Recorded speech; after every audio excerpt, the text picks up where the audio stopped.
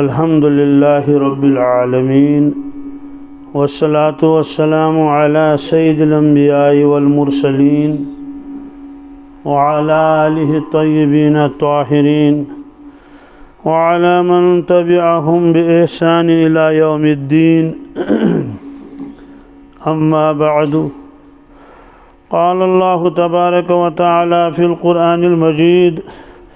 फ़अऊज़ु बिल्लाहि मिनश शैतानिर रजीम बिस्मिल्लाहिर रहमानिर रहीम इन्ना नहनु नज़्ज़लना ज़िक्र व इन्ना लहू लहाफ़िज़ून वक़ाल अल्लाहु तबारक व तआला वक़ाल अर्रसूल या रब्बि इन्न क़ौमि इत्तख़ज़ू हाज़ल क़ुरआन महजूरा वक़ाल अन्नबिय्यु सल्लल्लाहु तआला अलैहि वसल्लम ख़ैरुकुम मन तअल्लमल क़ुरआन व अल्लमह वक़ाल अन्नबिय्यु सल्लल्लाहु तआला अलैहि वसल्लम इन्नल्लाह तआला यरफ़उ बिहाज़ल किताबि अक़वामा व यज़उ बिही आख़रीन औ कमा क़ाल सल्लल्लाहु तआला अलैहि वसल्लम सदक़ल्लाहुल मौलानाल अज़ीम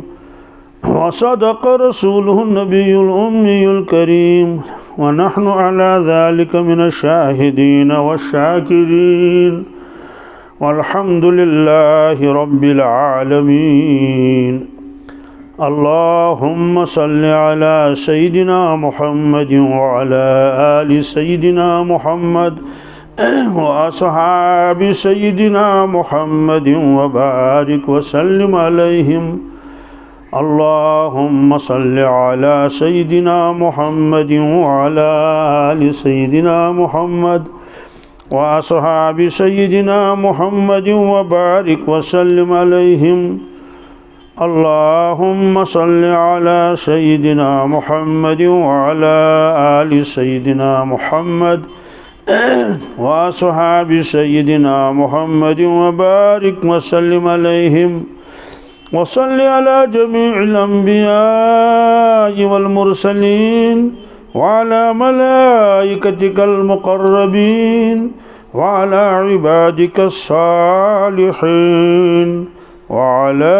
अहलि ताअतिका अजमईन वरहमना बिरहमतिका या अरहमर राहिमीन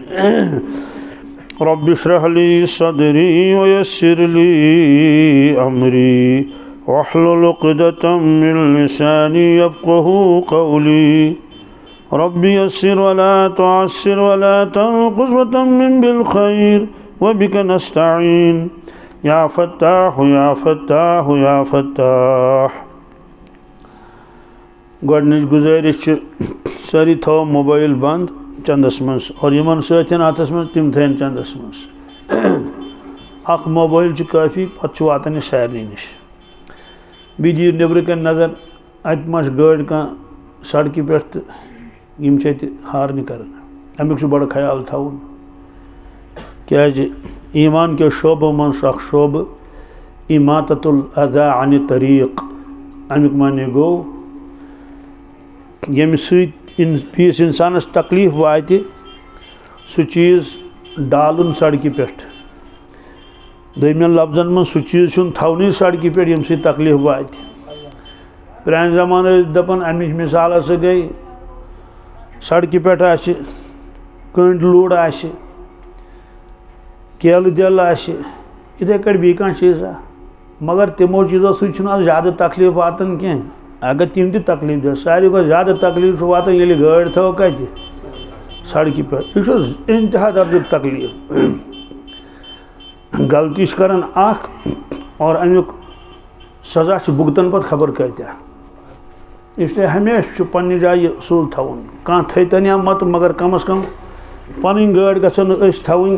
सड़क पे कह सड़क ही ना अमि खतर पकन टकन खतर जाम मूजूब छुट्यो वारियान हवाई जहाज वो इस कर हारन हारन शाह अमिक माने गो अमिस दिन जाय कहीं हवाई जहाज जाम मूजूब छुट्यो जनाज क्या कंस अहम तरीन अजीज गुजरियोमुत सह हेक वातित सह फसो जामस मज और वारिया गई सस्पेंड तम मूजूब तम वक्त पे वतमित कह तम फसे जामस मज प्रोग्राम गई वारियान जान मुतासर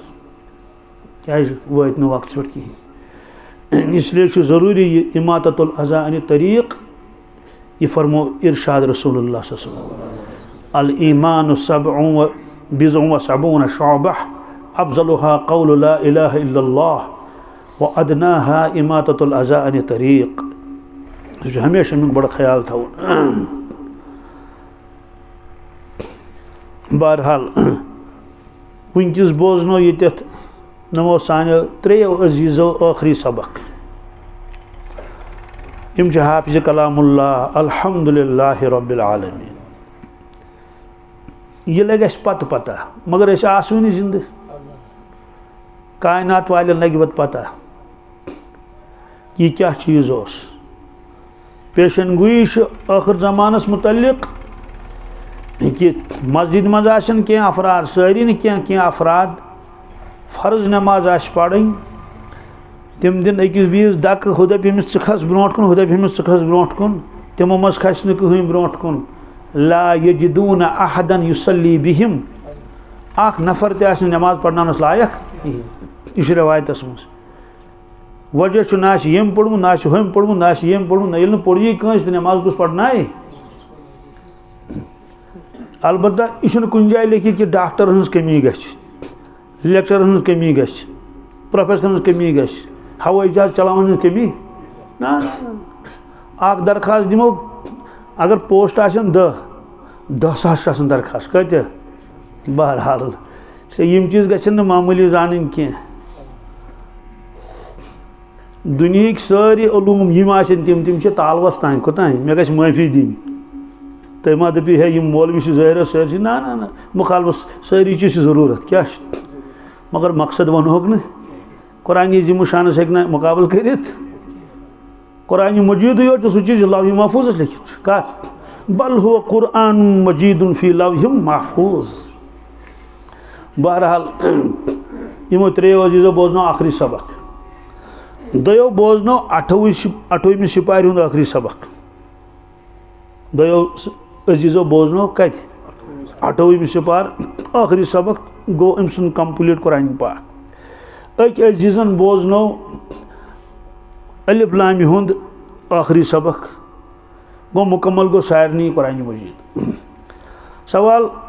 आखिरी सूर वन्नास सह क्या बोजनो सोदी कथा ये मदरसन मज कहान पढ़ने खतर तमिस गोड़ करनावन याद अम सिपार क्या करनावन याद यह असूल दर्जे हिफ्जुक कि यह गस अम सिपार याद कर गोडन क्या अमिस यम सूर पढ़ पान नमाज मज चाहे नाबालिग गस्तन या बालिग गस्तन अम सिपार गोड़ करनावन याद ये अम सिपार गोड़ कर याद यह याद वन यम दो आखिरी सबक बोजना यह बोजना 15वीं सिपार मज अड़न जायन 15वीं सिपार त याद करनावन इब्तिदाहस मज अड़न जायन 28वीं सिपार त वो चूँकि तजुर्ब वन गई ना जिंदगी अथ सुनना सुनाना दर्जे हिफ्ज पढ़नमुत वारियास कालस तजुर्ब गो मे पन्ने जाए कम अज़ कम गसन आखिरी 4-5 सिपार गोडनथ याद करना क्या कज अकई न कह वजह तथ वजह यह कि वारिया तलबा तम पे मुकम्मल कर तम वतन तो चलान वतन तो चूँकि आखिरी 3 सिपार अगर अमिस याद आसन अम सिपार तस याद 15वीं सिपार 28वीं सिपार तम सूर बीस लकट लकट छोट छोट सूर सूर बकरस यह सूर बकरस कुन 2.5 सिपार कस तकरीबन लिहाजा आखिरी पारन मज सूर मुजम्मिल त मुदस्सिर त सूर रहमान तम सारी सूर यम सारी सूर यम सूर पत अमिस याद रोजान हमेश लिहाजा अगर यह खुदा रसन चल तमिस कुरान पाक कह 2-3 सिपार याद आसन यह कि तरावी तह पढ़न फर्ज नमाज तह पढ़न तिक यह पता आसन कि कत्या बन मुकम्मल हाफिज अस कारी साहब फरमान लिकुल्लि शैइन आफतुन लिकुल्लि शैइन वलिल इल्मि आफात प्रत कुन चीज़ रुकावट कस रुकावटा मगर इल्मस हद बज रुकावट इल्मस बल्कि असल लफ्ज़ लिकुल्लि शैइन आफतुन आफतुन गो आफत मुसीबत इल्मस क्या यह सहल सहल हासिल गसन कुन सात मालिस माज शौक आसन तो मगर शुर शौक वह कत करोस कुन सात शुर शौक आसन तो सेहत रुदस ठीक बने यह रुकावट कुन सात वस्ताद अमिस ख्रंग सन बीस मौलवी ज़्यादा पहन लौड़ वालन कमन इन बिचार ब्रो दपन कारी साहब हड्डी हमारी चमड़ी तुम्हारी हड्डी हमारी चमड़ी तुम्हारी मोन नेचु हवाल अड़े योत फुटराइस न बाकी यूत खूब दिस शोब और हजरत हकीम उल-उम्मत मान आशिफ थानी रहमत लिखमुत इस वस्ताद चौबाज दिवान लड़कन मैशर के मैदान में उसका हिसाब देना पड़ेगा मैशर के मैदान से तमिक हिसाब पेश दिन कि यमिस लोयत अमिस यूत लायन कि अत हिसाब अस पता कि अस हिसाब तथि अत लग तथ रज तो गज कि बे अगर कंसी सख्ती सत लड़कं चोल क्या वस्तादन कर सख्ती क्या कर लड़कं चोल सारा वबाल उस्ताद के ऊपर होगा कि अगर सख्ती कर अमिस सत यह चल न कह यह गह महरूम सह बनो सबब तम महरूम गसन और बी फरमो इरशाद रसूलुल्लाह सल्लल्लाहु अलैहि वसल्लम बुइस्तु मुअल्लिमा क्या बह सोस परवरदिगार मौलम बनत बह सोस रबन बहसित मौलम दुनिया मज यह कुरान पाकस मज युअल्लिमुहुमुल किताब वल हिकमा तिहद समझाने अंदाज क्या हज़रत अब्दुल्लाह इब्न मसूद फरमान रज़ियल्लाहु तआला अन्हु मे ना अतयात याद कहें क्या इस्लाम ना कबूल कर्मुत सोरी कत गई इकवटा याद मे हसा कोर थो गोबर फोन थो सारी बंद मे करो गोड़े अर्ज फोन थो बंद मगर अ मानन फरमुक मे ना अतयात याद कहें पत कोर मे याद अतयात रसूलुल्लाह सल्लल्लाहु अलैहि वसल्लम मगर कित कट पन दस्त मुबारक कड़िक पत रटिक मेन दस्त शरीफ पन्न दस्त मुबारकन मज अत कोर हम अतयात याद क्या तो तान त्रोहस यल कि इस कल अतयात याद हेतम कर चूँकि अहल अरब कस तालीम करनस गो अतयात याद और यह अतयात गो तूता मकबूल पूरा उम्मत यह अतयात पढ़न सवाल थी क्या मानी गो अतयात अतयात यह अब्दुल्लाह इब्न मसूद सुन अतयात जिस पढ़न अतयात लिल्लाहि व सलवातु व तय्यबात नत हज़रत अली सुंद अतयात रज़ियल्लाहु ताला हज़रत आयशा सिद्दीक़ अतयात रज़ियल्लाहु ताला अन्हा हज़रत अब्दुल्लाह इब्न अब्बास तुंद अतयात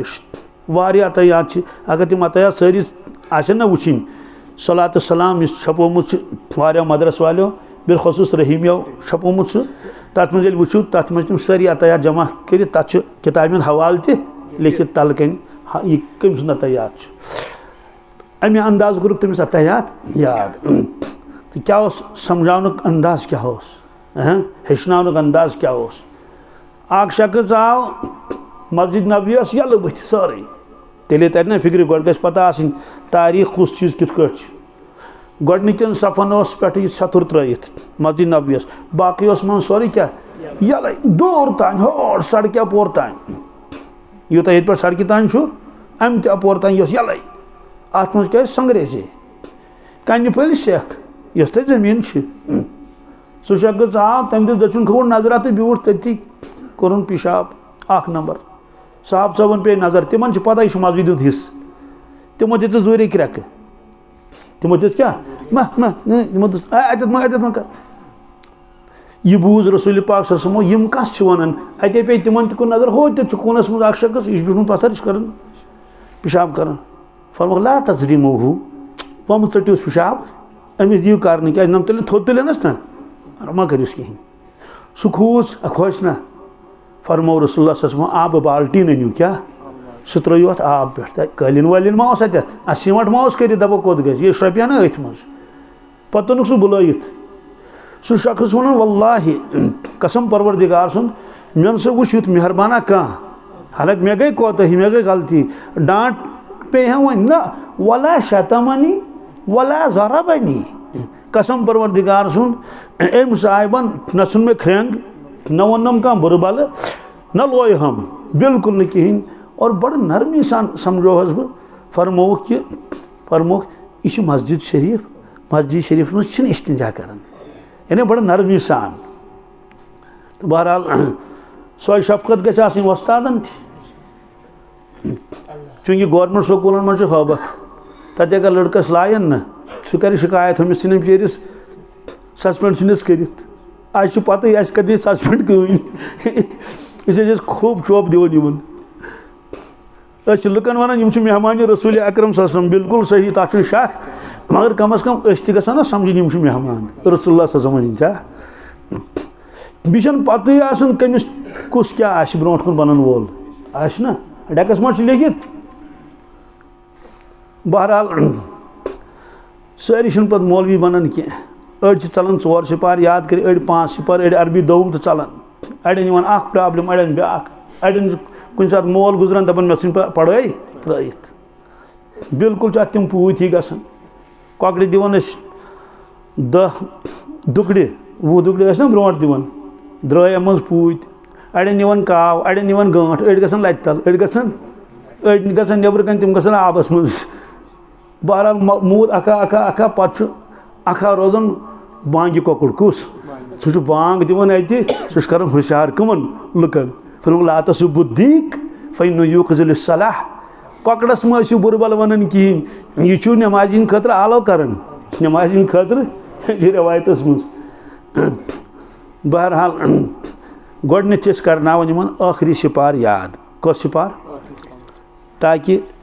यह सूर पढ़ यह कत मज नमाज मज और अगर बालिग आए तेल पढ़ना नमाज बहरहाल यह वन आखिरी सबक यम बने मुकम्मल हाफिज कलामुल्लाह अलबत्ता चूँकि कुरान पाक याद कर उर्दू वाल वन लोहे के चने चबाना क्या लोहे के चने अगर चन यम खेवान ब्या गो शिश्तरू चन क्या सोदी कथा शिश्तरू चन जब चापन आ तो दंदन क्या गस इसे सारा कुरान पाक याद करना कोई मामूली बात नहीं है बिलखसूस अजकिस दौरस मज क्या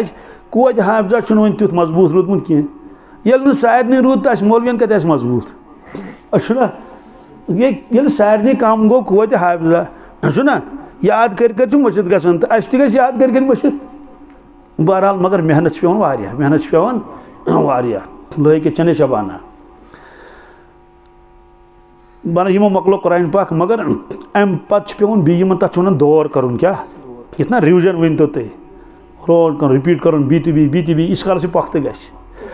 हजरत मौलाना अबरार साहब फरमावन हाफिज तो बनता है 2 साल में क्या लेकिन याद होता है 10 साल में क्या हाँ हाफिज तो बनता है याद होता है 10 साल में तो क्या माने गो यानी 2 वर्यन मज गो हाफिज चलो दस्तारबंदी गई मगर मुकम्मल पुख्त याद अमिस लगन 5-10 वरी यह बोजन वारिया मेहराब माह रमजानस मज यह रोज लगित अत गस कुरान पाक पुख्त पे हाफिजन वारिया किस्म अगर रमजानी हाफिज क्या सह गो अशु दोस कर पार याद शामस बोजना यम दो दोस पार याद करो शामस हेन बोजन कहें पन्न टर्म मोल यो थोस नाव रमजानी हाफिज क्या इत रमजान नमाज तो मुस्तकिल नमाज गो यह तोर फिक्र तुम मुस्तकिल नमाज कुस गो वरियस पढ़न नमाज रमजान नमाज कुस गो माह रमजान पढ़ नमाज पे गई छुट्टी तिथे कट हाफिजन 2 किस्म कच आ गो पुख्त हाफिज सह हमेशा नफलन मज पढ़न क्या अस अल्हम्दुलिल्लाह वारिया उलमा किराम तिमन वरियस पेवन कुरान पाक वुचुन ना नाव वन बह तिहिंद कह जरूरत क्या तो तिम क्या कर तिम नफलन मज पढ़न क्या नफलन मज पढ़न कुरान पाक तिमन पे वरियस पेवन नजर दिन कुरान शरीफ जरूरत बस तरावी मज अल्लाह अकबर पे तिम तिलावत तरान वन मे अजीज़ी तो सह माह रमजानस मज कुरान पाक मसरावन तो बाकी वरियस क्या पढ़न जबानी तमिस तुथ पुख्त कुरान पाक याद यमिस कचा कुरान पाक याद तमिस पेवन दोहस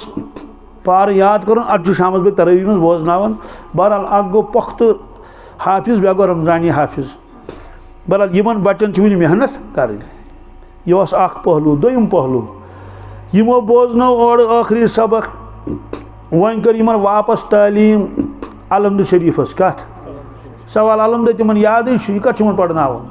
बी सूरह बकर इब्तिदाई 5 आये करीब यह बह अम मूजूब वजाहत यसान कर कि वारिया साथी आसन दपान अमा यमो ओर बोजनो तो वन कत कर योर बी तालीम चूंकि रवायतस मज रवायतस वजाहत कर उम्मतस गछ पता लगन यह क्या चीज़ इस्लाम कह चीज़ गछ मामूली जानन बिल्कुल न कहें अख रस गछ अवामस तान वातन अख रस तान इन कलस कित मसा कर यह उम्मतस वन यह मोतस मे न्यू जवाना अक दो अकिस जाए दोपन बह यम पढ़ने मे पुछ ठीक 20-25 वुहर आसि है मगर तमिस वजुच तरतीब पता ना कहें तम गोड़ नड़ क्या खोनवटन तान इत आम तौर पे कुछ जाए कम कर पे छुलन बुथ पे छलिन खोर पे कोरन मसा क्या कोरन कर तम सारी चीज़ मगर तरतीब मालूम मालूम 20-25 वुहर उम्मतस यम चीज़ वन मसा कित कर खोर कित छलन कोतान कित कर तेल लग उम्मतस पता बी तो खास तौर से यथ दौरस मज यथ मज बिलखसूस नौजवान दीन निश क्या दूरन सवाल यह क्या अमल कि वापस करने मिस तालीम अथी यह कोर एक शख्सन अर्ज या रसूलुल्लाह सल्लल्लाहु अलैहि वसल्लम अय्युल आमाल अफजल अय्युल आमाल हज़रत अब्दुल्लाह इब्न अब्बास रिवायत फरमावन तिरमिज़ी शरीफ में रिवायत अय्युल आमाल अफजल हज़रत ने फरमाई तो बेहतरीन अमल कोस एक शख्सन कोर अर्ज रसूलुल्लाह सल्लल्लाहु अलैहि वसल्लम हज़रत ने फरमाई तो बेहतरीन अमल कोस फरमोस अल हालुल मुर्तहिल अल हालुल बेहतरीन अमल गए हाल मुर्तहिल मगर तमिस न पता यह हाल मुर्तहिल क्या गो काला वमल हालुल मुर्तहिल तम कर वापस अर्ज हजरत मे ना आव समझ कह यह हाल मुर्तहिल गो क्या यह हाल मुर्तहिल फरमोस हुआ साहिबुल कुरान हाल मुर्तहिल सो गो साहिब कुरान यज़रिबु मिन अव्वलिही हत्ता यबलुगा आखिरहु सह कुरान पाक शुरू करन शुरू पे अलहमद शरीफ पे वातन आखिरस पे वातन वन्नासस पे वमिन आखिरही हत्ता यबलुगा अव्वलहु पे वापस तत पे फेरन वातन भी शुरुअस पे कुल्लमा हल्ला इर्तहल्ला ये सह ठिकानस पे वातन सह बी कदम दिवन सह दिवन आज वन हाल मुर्तहिल हाल गो कुन मंजिलस पे वात मुर्तहिल गो तम पे बी ब्रोट कुन कदम दी पक इर्तिहाल अखबारस मज लिखित मगर वल्लाहु आलम कुस समझन सान है इर्तिहाल क्या लिखित तलकन लिखित लाल गुजरो लाल सान इर्तिहाल अमुक माने गो कुछ तान शख्स ये दुनिया में द्राम इर्तिहाल गो कूच करना क्या आगे जाना गो वो खबर गुत वोत मुर्तहिल गो पकन वोल कुस इस कूच करे फरमोहस कि सारी खुद अफजल अमल हाल मुर्तहिल कुस साहिब कुरान और यम सात पान ख़त्म करन रसूलुल्लाह सल्लल्लाहु अलैहि वसल्लम कुरान मजीद कि तिम अक्सर पढ़न नफलन मज कत मज वुचित तिमो जिंदगी मज जा पढ़मुत कमो रसूल पास मो जिंदगी मज जा इत कुरान पाक वुचमुत कह अवलन इकवटे लिखित कि जाए कहें बहरहाल कस जबानी क्या क्या तिमन ना पुख्त कुरान पाक याद सनुक्रियु का फला तनसा सुबहान अल्लाह पढ़नाओ तुम पाने सबक मशिद गो ना जा अलबत्ता नमाज मज तिमन मुशाबा लोगमुत नमाज मज क्या मुशाबा नमाज मज लोगमुत सलाम फिर फरमो कि लुकन क्या गो यम वजू पूर करन कहें क्या यम वजू करन पूर अमिक असरात पेवन इमामस पे फरमोक अस लोग मुशाबा क्या अक दो पे आयत अकिस सूरस मज सलाम फिर फरमो कि अस मा पे कह आयत क्या तो अब्दुल्लाह बिन मसूद ये कुस अब्दुल्लाह बिन मसूद रज़ियल्लाहु अन्हु हजरत फरमान अस पे कह आयत हजरत पे आयत मगर मे समझ कि शायद मा मनसूख गमज क्या मा नत दिमा बह तुम फतह नत दिमा बह तुम यानी बह दिमा फतह पत किन मगर मे समझ शायद यम आयत गमज मनसूख बह कित दिम फतह गो यह गोमुत मुशाबह कुन सात गो मुशाबह हे पख्त हाफिजस तह लगित मुशाबस मज आयत हिशे थोड़ा सा तकदीम तखीर यह तर इत फिर कुल या अहल काफिरून तथ मे ला आबुदु मा ताबुदुन पे बीत माता वन पे बीती बहरहाल हाल मुर्तहिल फरमो कि ये पान खत्म कर कुरान पाक रसूल वनस पे वात पत अथ मजलिस मज अमे सात बी पढ़न अलहम्दु शरीफ तो सूरह बकर गोडनिक आयात कम मूजूब यह हसा गो हाल मुर्तहिल गो यह इंसान वोत अंदस पे कोत अम कोर अथ मजलिस मज बी कुरान पाक शुरू सवाल यह क्या अफजल शैतान सज कोशिश कि मुसलमान गोस न अवलन कुरान शरीफ पढ़न क्या यह गोस न कुरान शरीफ पढ़न कहें अगर वह पढ़न खत्म गोस कर पे गोस थवन यह तख्तस पे अलमारि पे दोबार गोस नहीं पढ़न ये तुज कोशिश सवाल क्या अत वजूहात इस कुरान पाक तमिच तिलावत है ना यह इंसानस बेईमान दिवन गसन कह क्या यह इंसानस ना यह अमिस ईमानस मुहाफिज कुरान पाक तिलावत सह फिक्र तरतन यह तय यह ईमानस दिवन खत्म गसन और शैतानस कोशिश कि अमिस मुसलमानस गोस नौजुबिल्लाह मिन ज़ालिक ईमान खत्म गसन सह कोशिश करान कि बाकी क्या कर मगर कम अज़ कम तिलावत गोस कर यह गोस अम नश रोजन दूर तिलावत नश और खत्म कुरान कर दपन थवन ये वन कोल गुतुल पत बोज ये नौ माह रमजान यी मगर चूंकि अम कोर अथ मजलिस मज भी शुरू क्या कर शैतान दिवन डकस चंडा दपन अफसोस की बात बस दपान यह पढ़ वन कहें अम खुदा सिंद बंदन कोर अथ मजलिस मज अमे साथ भी कुरान पाक शुरू मालूम सपदो ये कुरान पाक मकलाओ असन गर अख सिपारस पढ़म प्रेत दह रेतस मकलो कुरान पाक यथ मजलिस मज खत्म कुरान करो तथ मजलिस मज गस तमे साथ अलहम्दु शरीफ पढ़न बी सूरह बकर क्या आये करीम अगर ज़्यादा फुर्सत आसने कि कम अज़ कम गोडनिक 5 आये करीम गोडनिक यमन 5 आये करीमन यमन वन तालीम आय वापस करना यह असूल बनावन पन अत वजूहात यह कुरान पाक के 5 हुकूक लिखमित उलमाए किरामो किताबन मज कस तिमो मज हक तिलावत क्या मगर हजरत मौलाना अबराल हक साहब रहमतुल्लाह अलैह यम सठा थदि पाई आलिम तो बुजुर्ग तम कुरान पाक आशक क्या तसी वल तसी कर खतर तथ मे शेखुल हदीस क्या चलो कुरान पाक दुरुस्त कर लो क्या करो कुरान पाक करो क्या दुरुस्त वारिया हुफाज त मगर कुरान पाक तूत दुरुस्त कह तक मेहनत पेवन कर कत पे कुरान पाक और यूता तत पुख्त हाफिज नेरान शायद नेर कुन जाए तूत पुख्त हाफिज तम असूल हजरतों बन जबरदस्त असूल बहरहाल तम फरमावन तिलावत मासिहत क्या कुरान पाक तिलावत कर मगर तजवीद सान क्या ये वनकस नम सारी पढ़मित लिखमित हजरात अगर तजवीद सान कुरान पाक पढ़ने कह तेल यह मान यह सही कुरान पाक कह यह मान कौशुर कुरान क्या कौशुर कुरान मतलब जन गो कीफ त पढ़न तिथे कट काफ त पढ़न तिथे कट सीन त पढ़न तिथे कट तो स्वाद त पढ़न तिथे कट ते त पढ़न तिथे कट तोय त पढ़न दोस मान से त्या जबर क्या गो तो त्या जबर को ता तोय जबर दजो तोय जबर को ता काफ जबर को न का कीफ जबर का ना ना ना बिल्कुल नहीं कहीं हज पन मखरज या पन मखरज हज पन आवाज या पन आवाज काफ जबर क क्या टक द्रावे टक जबान की झड़ और इसके मुकाबले पर कता क क्या क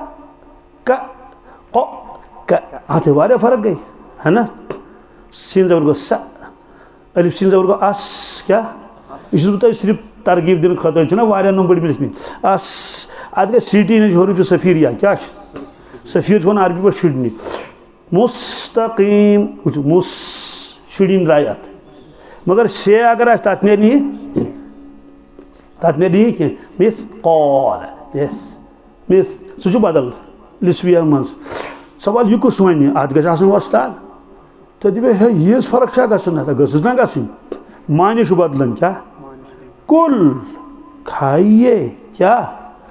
कुल फरमाइए कल्बुन दिल कल्बुन कुत्ता अंग्रेजी पर लेफ्ट लिफ्ट गैसा फर्क है कि क्या कौन है लेफ्ट लेफ्ट क्या गो लिफ्ट गैसा फर्क कि अद गैसा से ये गैस फर्क हो गैस ना फर्क चैटिंग चीटिंग जबर जेर गैस फर्क इतनी कालस कशिर पे चोट क्या चोट चोट गो चीटिंग हो गई चोट चोट चोट जमुक दप यी दशवाई दिल दप ये अत फर्का कशिर दपस कित पे अगर कंस दपस गो बाजार अतन चोट चोटन क्या चोट सह पकन थोड़ी चीटिंग तमस दोपन ना चे वोन ना मे वोन चोट चे वोन चोट क्या गैसा फर्क कि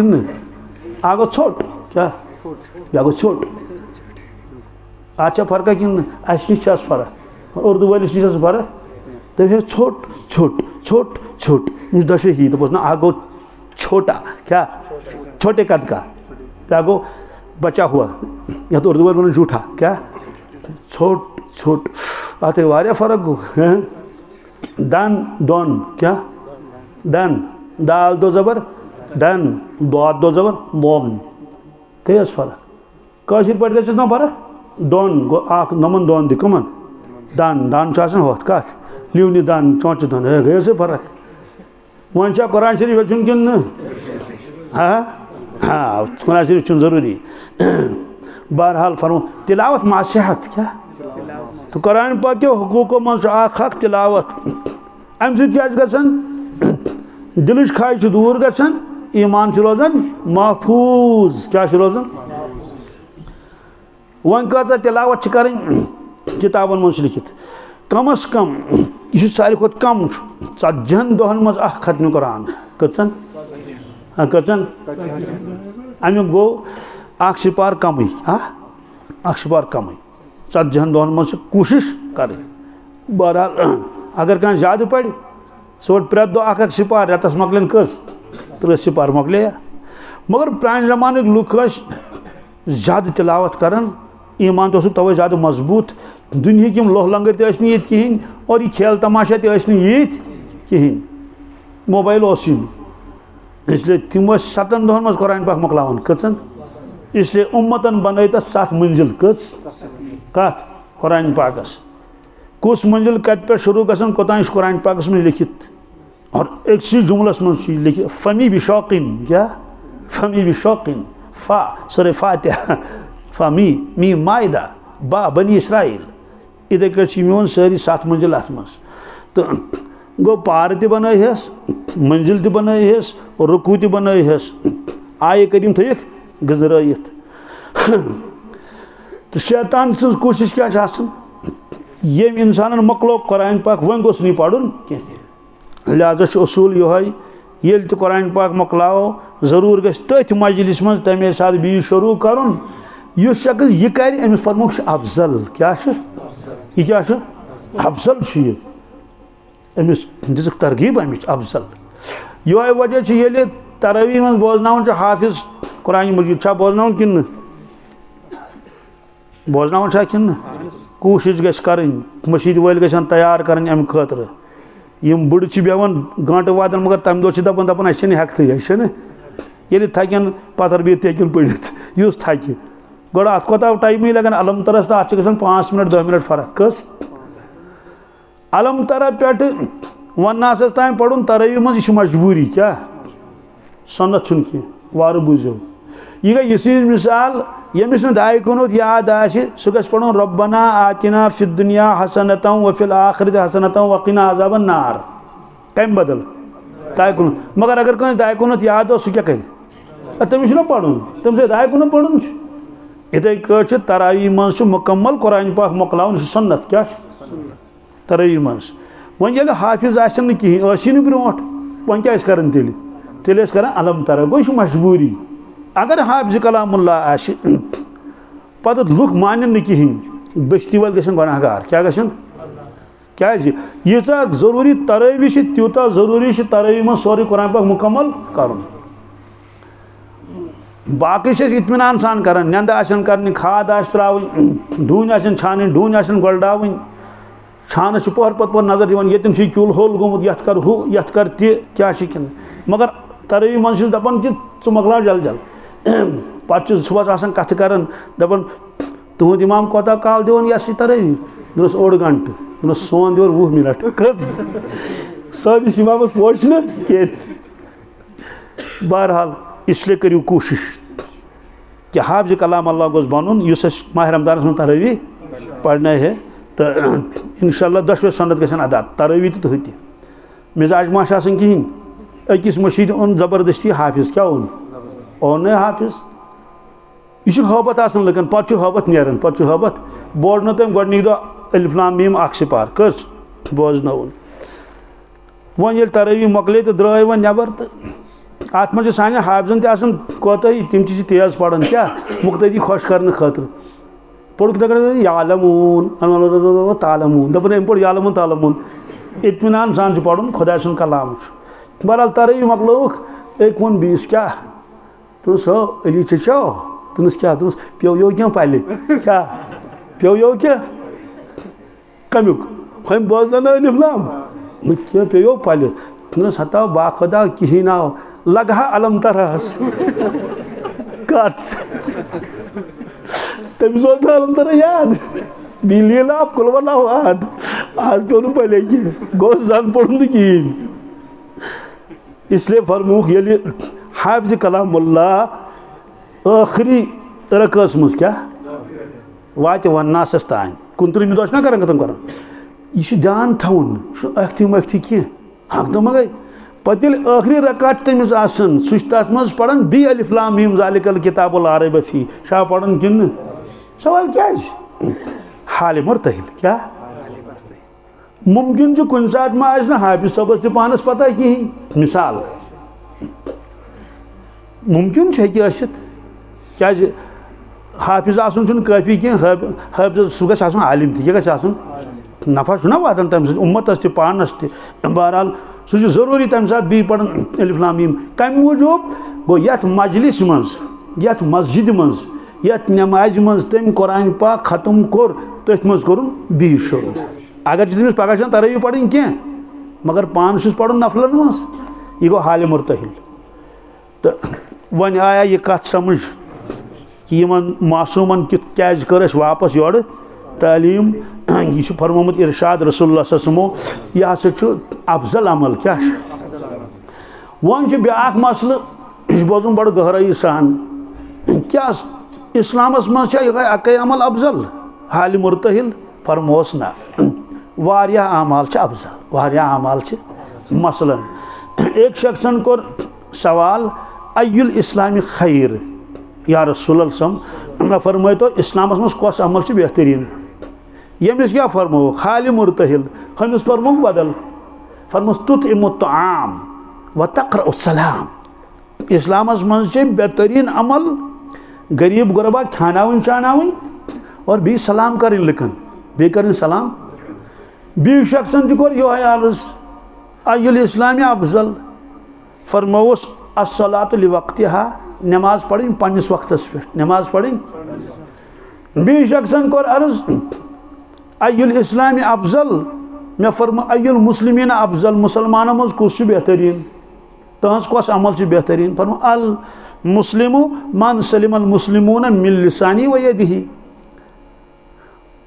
यमो कर सवालात अकै तकरीबन जवाबात क्या दीते अलग अलग तो ध्यान मे कुन बस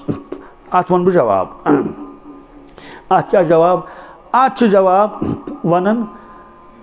अल जवाब अला उसलूबिल हकीम अल जवाब अला उसलूबिल कि सवाल कर 5 दह अकै मगर जवाब दिल सारे अलग अलग आज वन हकीम तो दाना क्या ये सह जवाब दी सह दानई पे मबनी कत पे दानई अमिच मिसाल गई क्लासस मज 10 तालिब इल्म कच यम पन्निस वस्तादस पृछन दपन सर हम वन सर वन हता बहरहाल या कारी सब तो कारी सब वन हाफिज सब तो हाफिज सब वन वन मे वन तो मशवर तुम ज्यादा कत सब्जेक्टस पे कर मेहनत क्या कत पे कर वस्तादस पता अम परस इम्तिहान दितमुत प्योरस इम्तिहान दितमुत शशमा इम्तिहान दितमुत गई 4 वरी मे नश पढ़ान तमिस पता कत किताब मज असल नंबर कत किताब मज कमजोरी वुचुन अमिस अंग्रेज तगान असल फर फर तो लेखन असल मगर उर्दू तगान लेखन उर्दू तगान यह सही कत कि अस नश इम्तिहान दिन लड़के ये गोडनथ दाखिल दिवन तिमन लेख पन नाव दपन अंग्रेज पे लेखा कि उर्दू पे मिस लेख उर्दू पे दपन उर्दू पे ना तगन मे लेखन पन नाव मे तुस लेख अंग्रेज पे लेख तो वस्ताद पता अमिस उर्दू तहरीर सोद तहरीर मतलब हैंड राइटिंग यह सोद कह अमिस वस्ताद दपान गोबरा बोज ज्यादा मेहनत कर कत पे लिखाई पे उर्दूस पे मेहनत कर अमिस जरूरत वह उर्दू कोर दफन उर्दू कोर दफन वन कब्र निशान यो क्या शाकिन सह खुदा बचे मिटन वोल मकलो कस उर्दू गो दफन मतलब जन गो ये उर्दू पढ़ी कस ये उर्दू तिमन कत उर्दू कर कत पता उर्दू क्या गो अखबार नसम अंग्रेजी क्या यानी अल्फाज इंग्लिश मगर रस्मुल खत उर्दू इत कट मैसेज कर उर्दू मैसेज मगर लेखन कत मज अंग्रेजीस मज लेखन बहरहाल तो अमिस वोनुक ये बीस तालिबन वुचुक अमिस हिसाब कमजोर गोबरा आज हिसाब वटकन पेवन हिसाब कर गर पेवन चचन हिसाब कर ददस पेवन हिसाब कर मम्मी दपी ये ददस चचन कर हिसाब हिसाबस पे कर मेहनत ज्यादा मेहनत बीस दोपन इंग्लिश गई क्या आज ना वे शहर च कर इंग्लिशस मेहनत हमिस वो आज साइंसी दौर क्या च कर जॉलजी पे मेहनत सवाल कि इन दितुक अलग अलग जवाब कम मूजूब वस्ताद पता यमिस कमिच जरूरत कत मज कमजोरी नूर बातन सह मालूम कर रसूलुल्लाह यमिस शख्स कमी जरूरत क्या अगर ये पृछन अयुल अमाल अफजल बह वन अमिस कंस फरमोक मालिस माज हज खिदमत कर अफजल क्या मालूम सपदो कि तमिस शख्स सारी पहलू असल सारे किताबन तमिस मार्कस टॉप बुझता मगर मालिस माज हज खिदमत मज तमिस नंबरात कम पहन तमिस फरमोक अफजल अमल मालिस माज खिदमत करें तम दोप ये अफजल यह अमल तो बह कर अत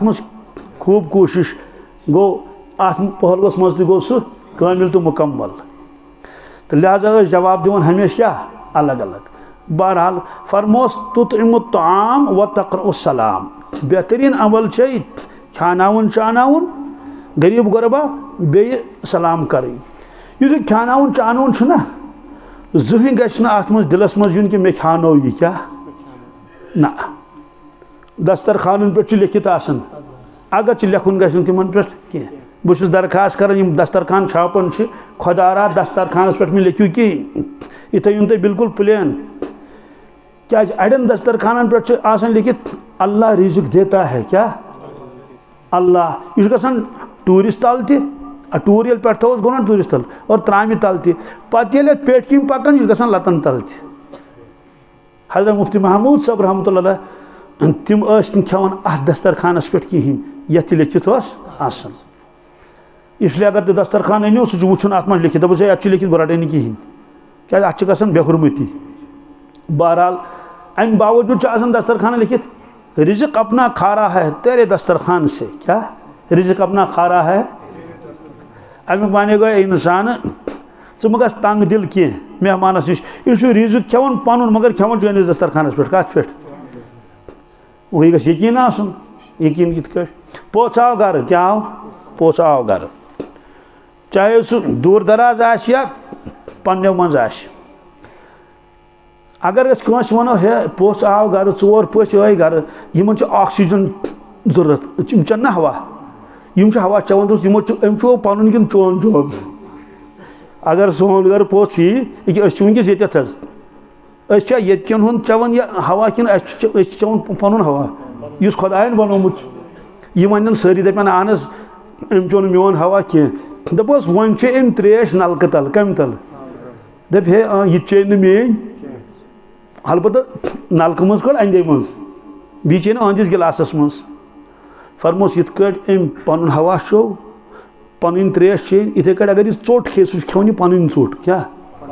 दपे पन चोट कत ये मान खानदानी सह बनाम ओट ओन मे ओट ओन बोज यथ गवर्नमेंट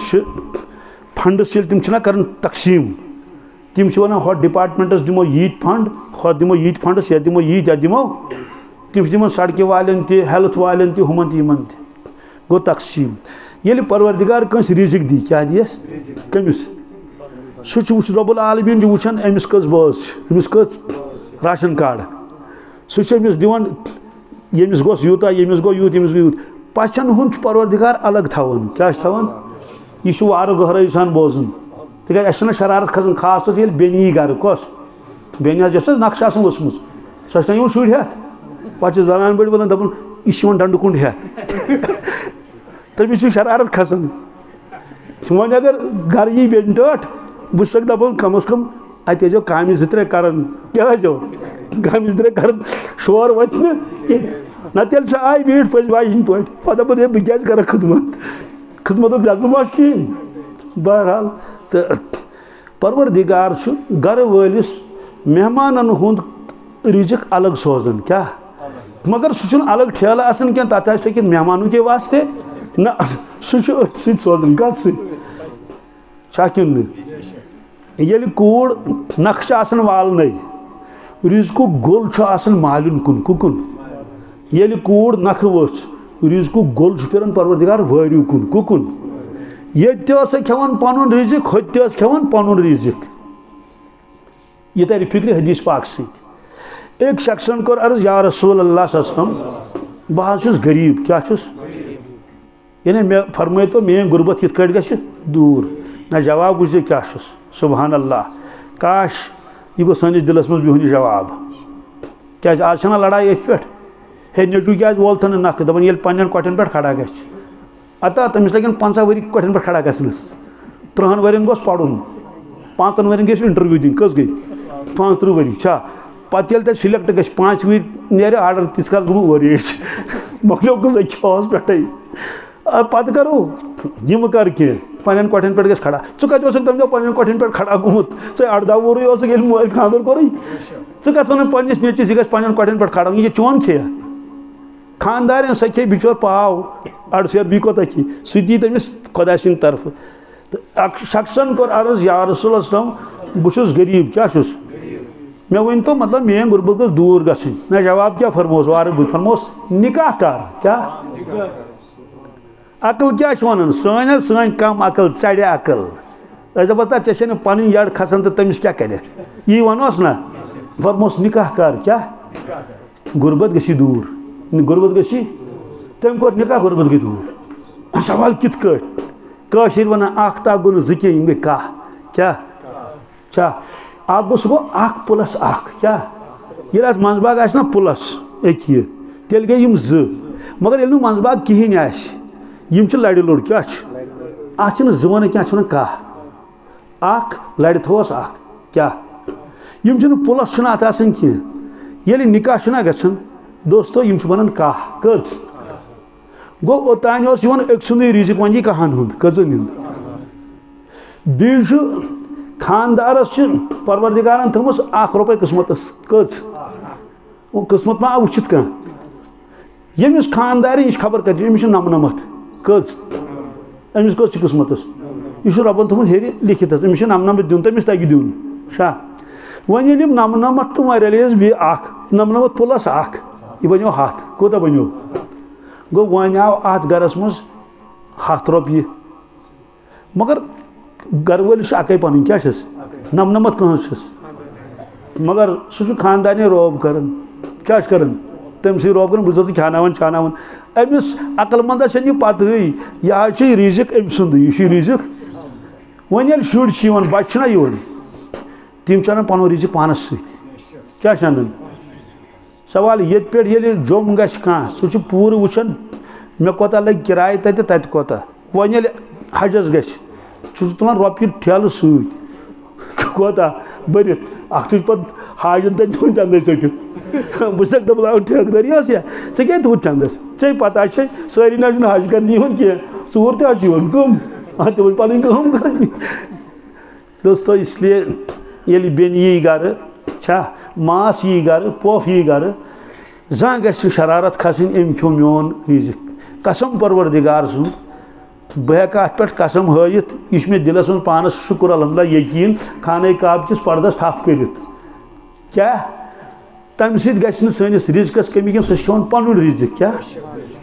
सवाल मगर गिलास ना सोन प्लेट ना सोन पर यहाँ ब्रोट सूझ परवरदिगारन 2 प्लेट सूझने तह कि 3 सूझ मेहमान कमिस क्यों मेहमान खात अलग थोमुत परवरदिगारन बहरहाल फरमो कि ये मेहमान यी गर शरारत गि खसन कह बी ब्या नफा मेहमान खानोन क्या तम खो रिजिक पन सवाब मिल यमिस हंग मंग सवाब मिल यमिस बे मेहमान द्राव मेहमान यह मे याद यह रवायत यह पे मे छाड़ी अद वन बह मगर यह किताबन मज लिखित ये सह नेरन मेहमान वापस सो बेन नख वजम या सो पोफ या मास या बी कह मासू या पपू लफ्ज मेहमान लफ्ज या वैसे सुमत वतन कहें मगर वैसे तह मेहमान ये सह नेरन ये सह गरस मज अलाय बलाय क्या तम नेरन तमिस पत तमिस गसन तम कह तम अड़वते पेवन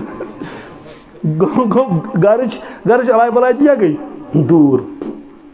हजरत इब्राहिम अलैहिस्सलाम से मेहमान तम तोतान ताम कर कहें यीस कालस मेहमान यह यीस कालस न पत नबर नेरान दिवान नजर और गोस मेहमान यून कह अगर मेहमान आव तो कोरुख ताम अगर मेहमान आव न कहें तम दपान बह कर तोतान ताम कहें प्राड़न पत बी गंट 2 गंट गि नजर दिवान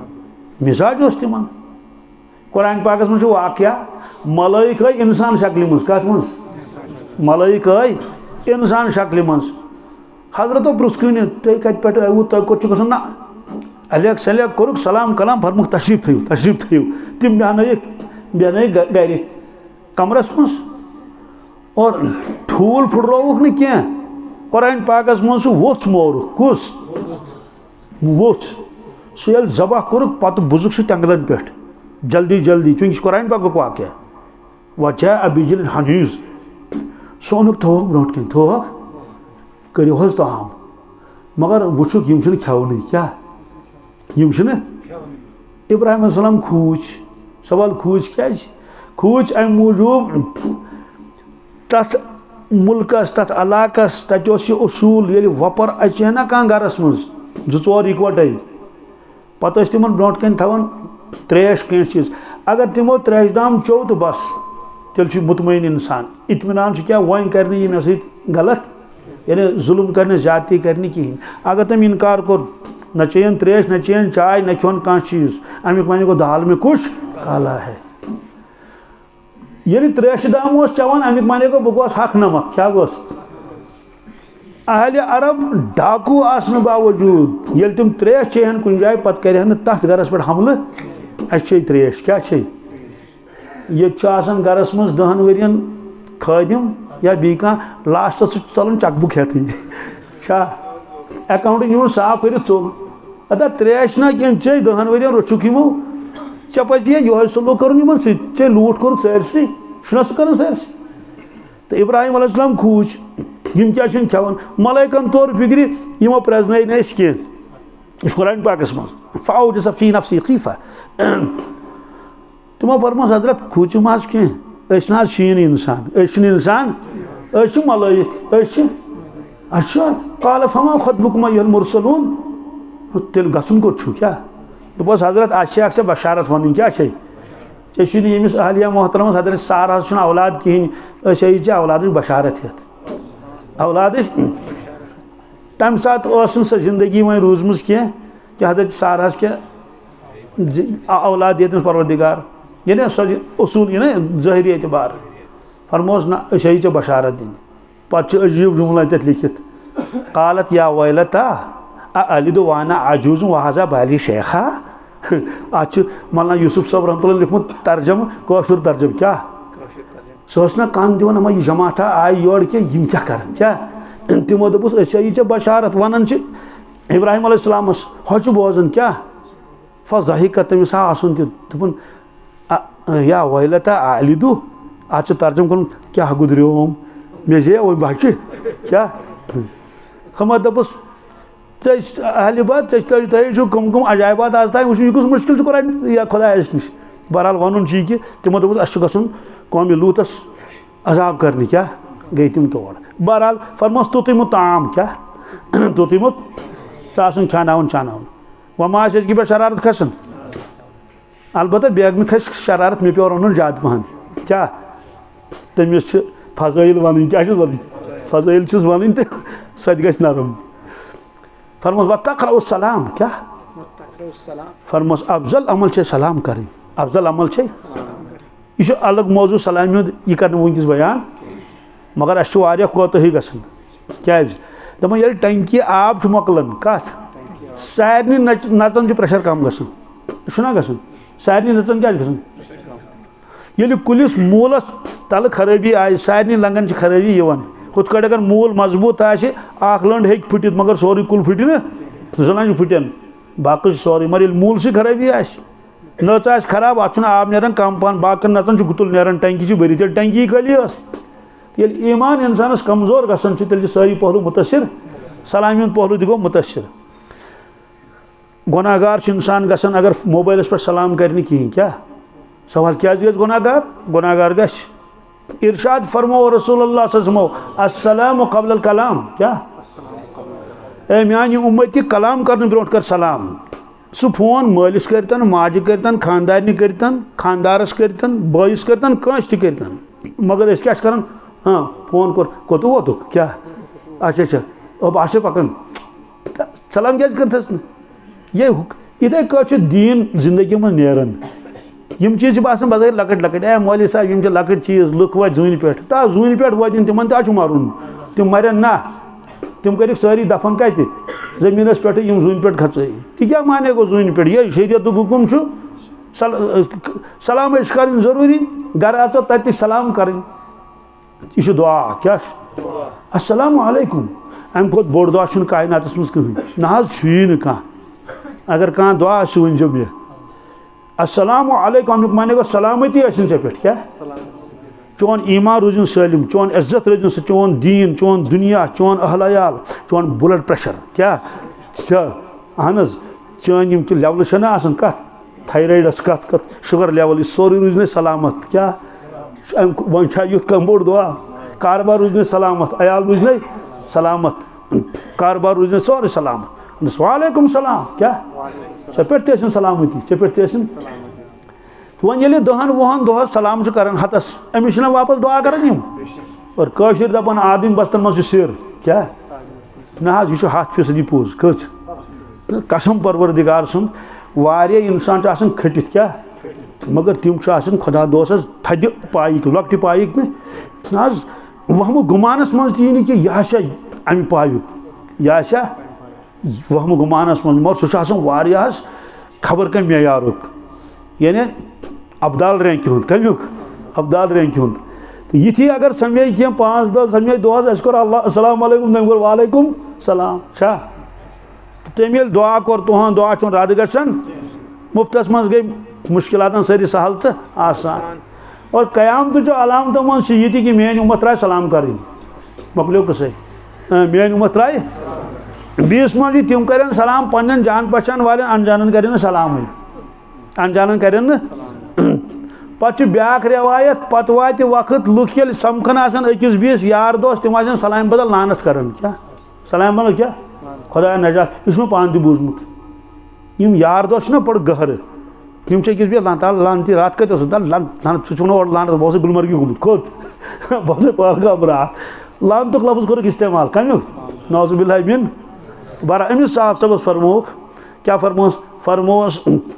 तुतइमुत ताआम व तक़रउस सलाम अफजल अमल खानावन चानावन गरीब गुरबा मसाकिन फ़ुक़रा बे सलाम करें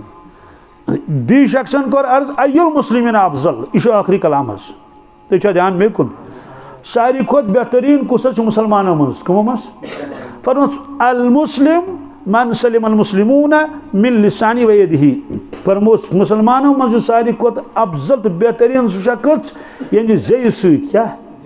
ये अथ सारी मुसलमान महफूज रोजन क्या रोजन जे सत तकलीफ वातान तवे कुन गोडकिस नंबरस पे कस जाओ कह तकलीफ वातान परवरदिगारा यमिस सत लेन देन कह अलग सलग तो कर मुखालफत पत कह तो गो क्या क्या करो पन नाम अमल करो खराब और अबत गबत चुगल वगैरह यम सारी बहतान दिल हुंद्रावन वगैरह यम सारी चीज़ हकीकी मुसलमान सह ये जे सत तमाम मुसलमान क्या रोजन सारी दपन ना अम साहिबन अस मुतलिक जहाँ वोनमुत कह अम दुख वातनोमुत कह यह सन मुखालफत कर कह अम साहिबन इल्ज़ाम तराशी कर बहतान लागन मिन लिसानी व यदिही अत सत तकलीफ वातन कह अगर गलत तहरीर लिखुन गो अतुक तकलीफ क्या कागज यहद नाव कोर यहद नाव यह गो अतुक तकलीफ कमुक जे यून तकलीफ सारे मालूम मसेज करनस क्या ओंगजो सम नो नो कोर ना लिखनस खबर क्या क्या अम वातनो अत सत तकलीफ कम सत गो अत चपाती योत मुराद कह हाथ से यह फरमोक बहरहाल आज मजलिस कुरान पाक कमिश और अमल क्या अल हालुल मुर्तहिल यह पहलू दोयम पहलू ये कुरान मजीद खत्म गि दुआ गसन कबूल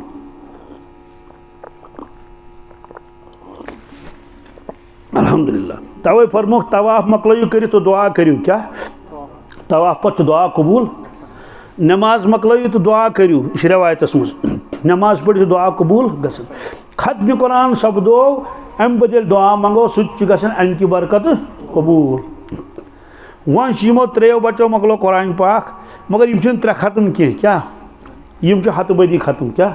बल्कि अगर वन 100 बदी तो गलत वजह खत्म कुरान गो यम प्रे दो अख सिपार पढ़ तो मकलो रेतस 30 सिपार यह गो खत्म कुरान मगर यम याद कर कुरान पाक क्या सुमा इत कर यासीन वल कुरानिल हकीम इन्नका लमिनल मुरसलीन पकि ब्रोट ब्रोट सह कत गो पोत तमिस याद कर क्या याद कर अख पत गस मशित क्या ना गर ग लड़का गए मातामाल तोड़ आई वापस तोड़ आई तो यह याद कर सहन तह गई मशती अड़न गई कोविड सत मशित अड़न गई हड़ताल सत मशित क्या तो वह गो मशती सोरे यम पे बी कर याद बी दोहरावन गो वन अल्लाह ताला जानन कि अख आये करीम कस लट लड़कन याद यह लड़कस पता क्या वस्तादस पता सह कुछ शुमार यह पता या तो परवरदिगारस या तो यम मलाइकत ड्यूटी पे तमें हेकन वनित वह अके खत्म कुरान कि खत्म कुरान ये खत्म कुरान गस पत गस दुआ कबूल ये हत बदी खत्म कुरान गमी तेल गस दुआ कबूल इंशाअल्लाह गसा कि वन करो दुआ इंशाअल्लाह तम पता नमाज नौजवान बहन सारी अतयातस मज बुजुर्गन इत सहल तो आसान गम पे दिमो इनाम तो इन बचन इंशाअल्लाह मुस्तान दुआ पत।